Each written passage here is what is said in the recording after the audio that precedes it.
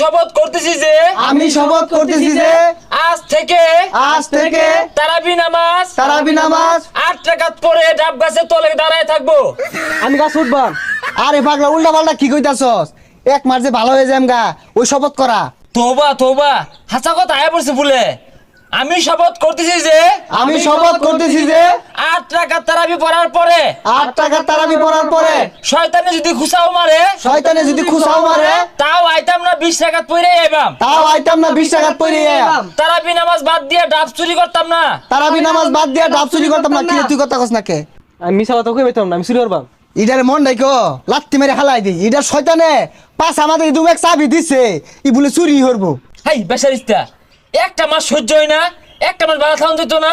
এই সাগর, ডাব পারে আবার আল্লাহ খেয়াল না, তুই তো 8 টাকা পড়ে আয় পড়বি, আমরা তো 20 টাকা পড়ে আম। এজালা থইস কিন্তু রোজা রাইখা পলায় পানি খাওয়ান যাইতো না।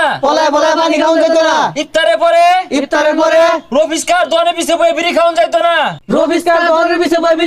না। কি রে তুই টিপ মারিস কে? আর ইফতার পর বিড়ি না খাইলে মাথা ঠিক থাকবো।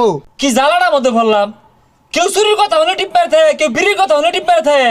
যাই হোক, আমরা রোজার মাসটা নজর হেফাজত করে চলবাম। কোনো বেগানা মহিলার দিকে স্কুল কলেজের দিকে কোন জোরে চাইতাম না। কিরে তুই কারোর থাকে সবই ঠিক আছে বন্ধু, কিন্তু ছেলে না দেখলে আমার ভালো লাগে না। তুই যা তখন দিয়ে কোনোটাই হইতো না রে।